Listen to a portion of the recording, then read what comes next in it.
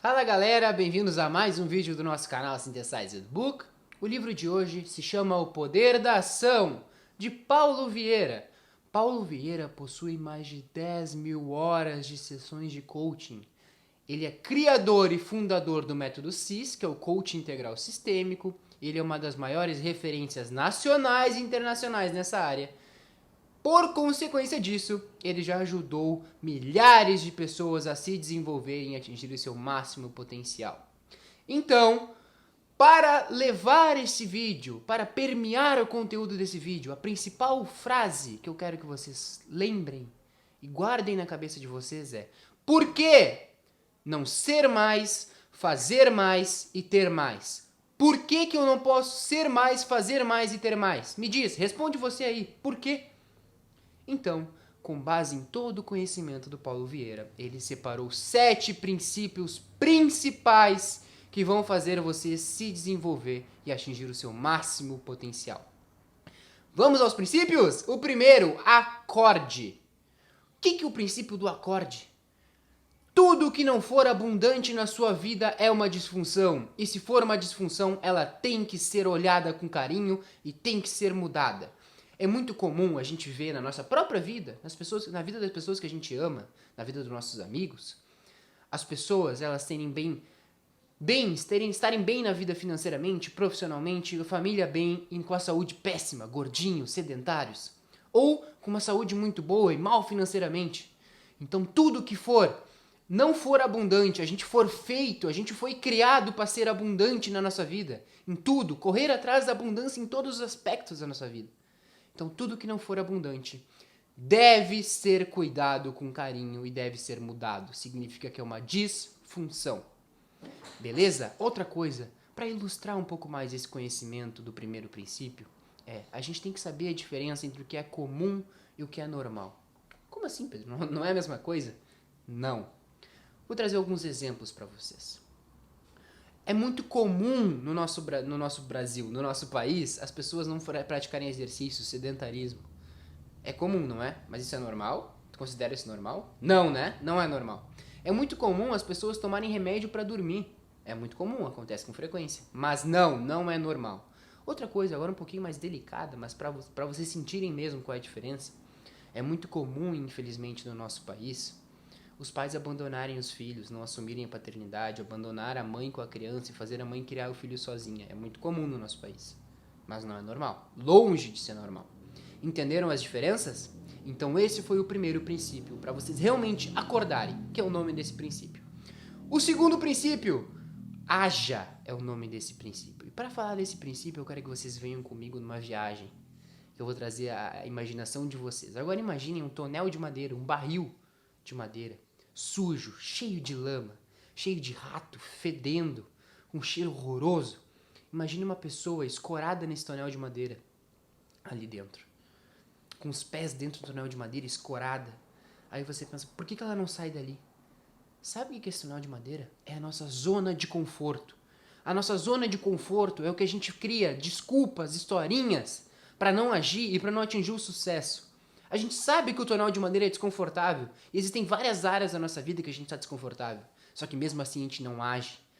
E sabe o que a gente faz para não agir, para justificar o nosso insucesso, a nossa falta de ação? A gente cria historinhas. E elas são 3. Existem 3 tipos de historinha. O primeiro tipo é a mentira. A gente mente para justificar a nossa falta de ação. Por exemplo, marquei de correr com um amigo meu e na hora eu falo, cara, eu tenho um compromisso, eu tô mentindo, não tenho e não vou correr. Isso é uma mentirinha.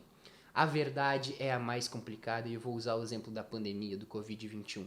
A pandemia, sim, é verdade, ela prejudicou a vida de muitas pessoas.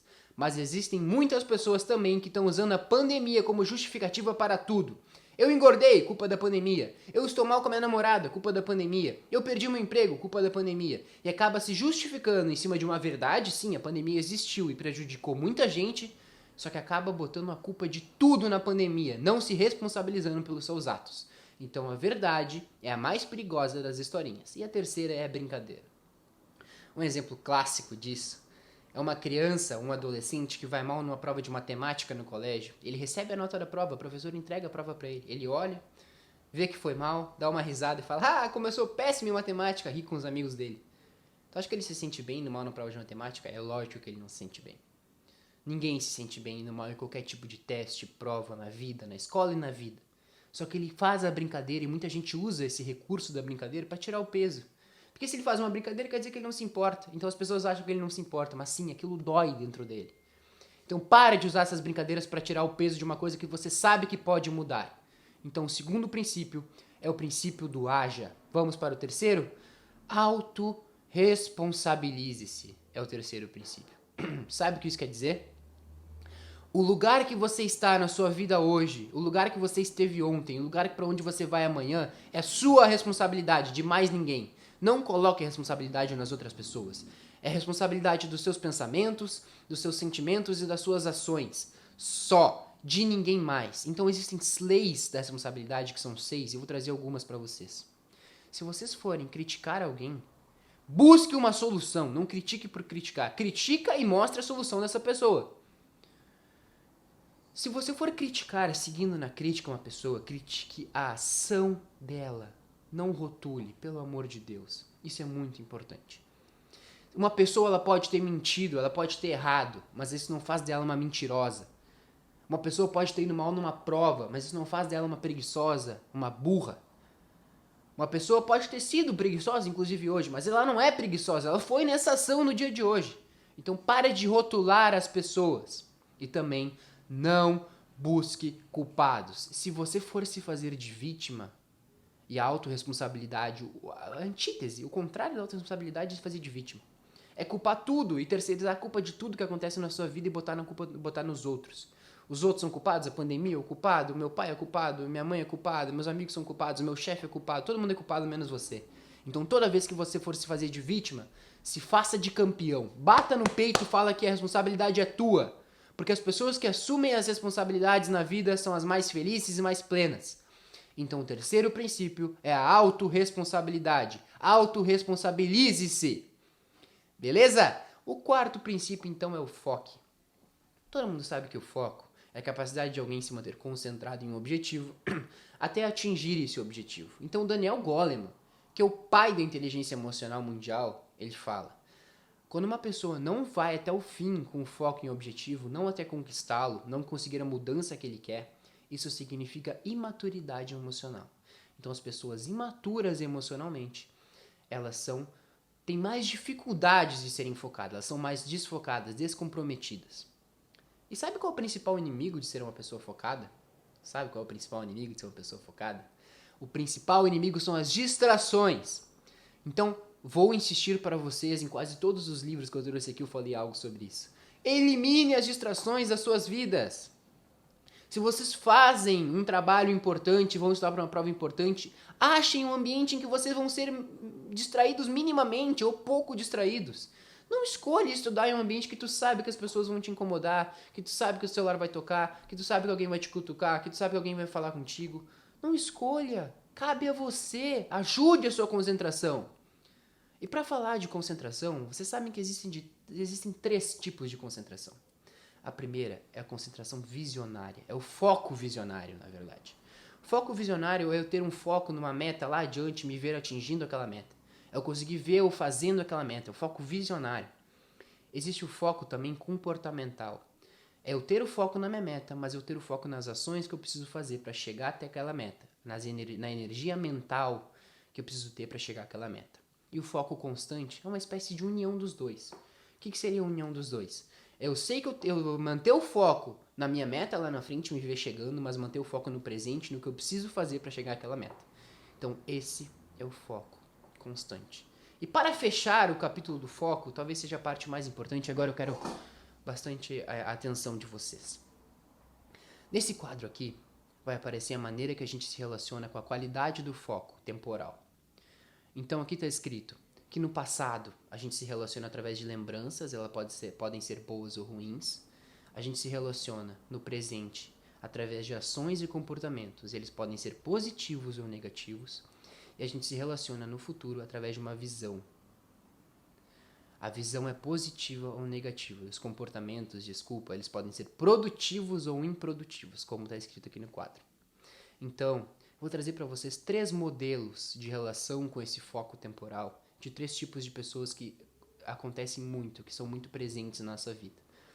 O primeiro é a depressão. E a pessoa depressiva, ela passa 80% do tempo dela focada no passado e se cercando de lembranças ruins e de negatividade. E é por isso que ela se cerca de negatividade. Ela passa muito tempo remoendo o passado.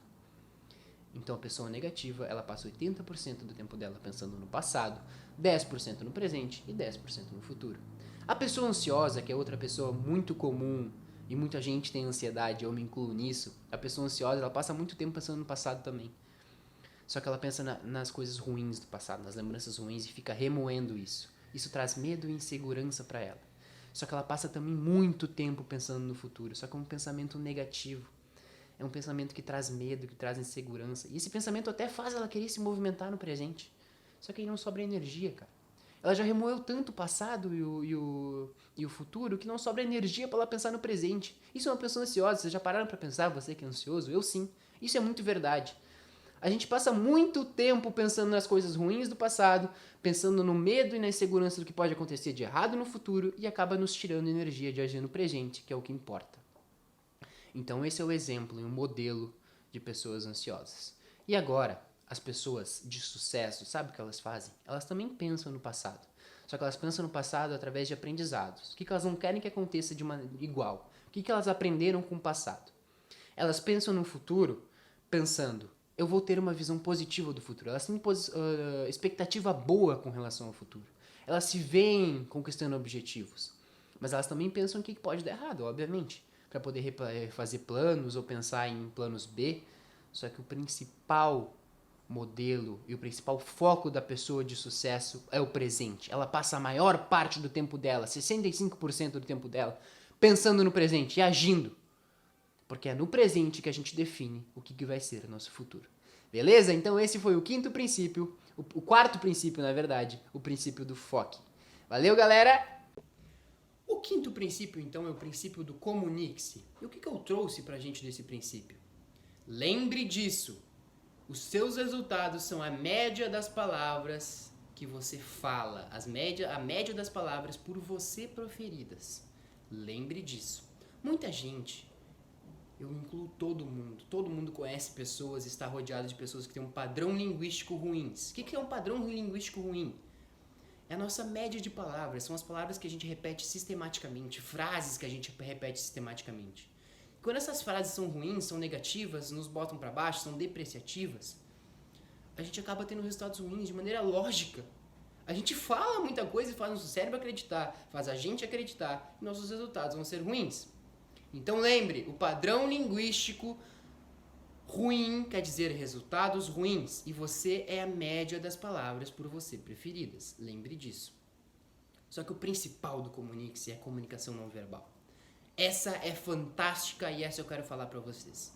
Vocês sabiam, e muita gente acha, que nosso corpo é o resultado do que a gente pensa, que a gente posiciona triste quando a gente está triste, que a gente quando está se sentindo bem, a gente fica ereto, a gente fica confiante. Só que você sabe que existe o contrário também? Quando o nosso corpo comunica alguma coisa positiva, manda mensagens de emoções, moléculas de emoções para o nosso cérebro e automaticamente ele reage de uma maneira positiva. O contrário também é verdadeiro. Isso é sensacional. Quando a gente, mesmo sem estar feliz, a gente faz movimentos de felicidade, tipo de comemorando um gol do seu time, ou comemorando uma vitória, ou ficando ereto, com postura de quem tem poder, com postura de gente confiante, automaticamente a gente vai começar a se sentir confiante, se sentir poderoso, se sentir vitorioso, se sentir feliz. Então a comunicação não verbal, nesse sentido, é importantíssima nos dois lados. Nosso corpo, ele não só reflete o que a nossa cabeça está pensando, mas a nossa cabeça também pode refletir o que o nosso corpo está fazendo e movimentando. Movimento é poder. Movimento gera poder. Lembre disso. Agora, o sexto princípio é o princípio do questione-se. Questione-se. O que seria esse princípio? As pessoas que mais obtêm resultados não são aquelas que mais têm respostas, são aquelas que mais fazem perguntas. Nossos insucessos, na maioria das vezes, vêm mais do que a gente sabe do que a gente não sabe. Aquilo que a gente sabe muitas vezes nos mantém preso. E as pessoas de sucesso, elas são ótimas em questionar. Elas fazem as perguntas de sabedoria. E eu tenho elas aqui. Exatamente qual é esse termo? É perguntas poderosas de sabedoria. O que são as perguntas poderosas de sabedoria? São aquelas que nos levam a refletir de maneira profunda sobre a nossa vida. Que fazem a gente refletir o que até mesmo a gente tem plena certeza. Fazem rever as nossas crenças. As perguntas poderosas de sabedoria fazem a gente se tornar uma pessoa mais inteligente, mais questionadora e faz a gente ter melhores resultados. O sexto princípio é o questione-se. E o questionar, existem 4 pessoas que fazem perguntas na nossa vida. 4 tipos de pessoas com relação às perguntas. O primeiro é o nível elementar, uma pessoa que não pergunta. Ela vive conforme o que ela acha certo, sem questionar, e o que os outros acham certo. Ela não questiona nem ela, nem os outros. O segundo tipo de pessoa é a pessoa que faz perguntas, mas ela faz perguntas de maneira errada. Ela faz as perguntas erradas, obtendo respostas erradas e resultados errados. Por exemplo, por que isso aconteceu comigo? Por que minha vida é assim? Por que eu sou tão triste? Por que eu sou tão feio? Por que eu sou tão gordo? São perguntas que não geram ação, são perguntas voltadas para o passado. O nível 3 são pessoas que fazem as perguntas certas e têm boas respostas. Elas são perguntas voltadas para a ação. Como eu posso fazer isso? Como eu posso chegar até o meu objetivo? Como podemos melhorar nossa equipe? E o nível 4 são super-humanos com relação a perguntas. Eles fazem perguntas que questionam seus próprios princípios e crenças. São perguntas que fazem ir a fundo na vida deles, descobrir o seu verdadeiro propósito de vida.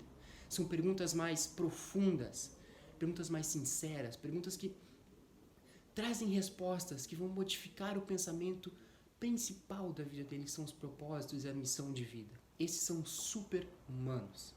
E esse foi o princípio 6, que é o questione. Vamos para o princípio 7, que é o último, é o creia.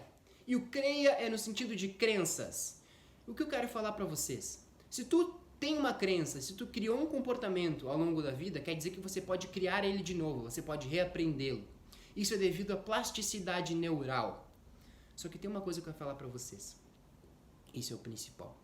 As nossas crenças que a gente tem até os 12 anos, que é o período que o nosso cérebro está em plena formação, a nossa plasticidade neural, entre aspas, é mais... como é que eu posso falar? Ela é mais sutil ou ela é mais fértil, essa é a palavra. É o momento que a gente cria as principais crenças que podem nos trazer problemas ao longo da vida. Cara, eu trouxe um dado alarmante. Até vou trazer o nome dessa pessoa que trouxe esse dado para vocês. Tá? A Nadine Burke, ela é pediatra e CEO do Centro do Bem-Estar da Juventude. Sabe o dado que ela chegou? Ela chegou que ACEs, que são os traumas, as situações traumatizantes da nossa infância, são responsáveis, tá? Elas são responsáveis, aqui tem o dado. As ACEs são responsáveis por 7 a cada 10 mortes no Ocidente, de adultos no Ocidente, no mundo ocidental. Sabe o que é isso? Até os 12 anos, que é quando a gente cria nossas crenças, que a plasticidade neural está no período mais fértil, e a gente cria nossas crenças, quando a gente vira adulto, 7 a cada 10 mortes são responsabilizadas por situações traumatizantes da nossa infância. Então tome cuidado com as nossas crenças. Você tem que saber a reaprender essas crenças. Então vá atrás de um psicólogo, vá atrás de um coach, vá atrás de gente que te ajude a repensar o que é a vida para você. Esse é o sentido do princípio do creia. Lembre disso. Você pode estar levando a sua vida e tendo resultados ruins por causa de uma crença e de um trauma que tu teve lá na tua infância. Fale sobre esse trauma, por mais difícil que seja. Reprograme esse trauma. Faça ele ter um novo sentido para você. E é possível pela plasticidade neural, como eu já falei para vocês. Então vá atrás e mude essas crenças. Beleza, pessoal? Trouxe então para vocês os 7 princípios que o Paulo Vieira trouxe no livro dele, O Poder da Ação. Espero que tenha feito sentido para vocês. E se fez sentido, curta, compartilhe, se inscreva no canal, ative o sininho para receber notificações de quando os vídeos vão ao ar. E eu conto com a participação de vocês no crescimento do canal, que mais uma vez, vou falar isso sempre, muito obrigado por nos acompanharem e trazer esse engajamento que nosso canal está tendo. Valeu, galera. Muito obrigado.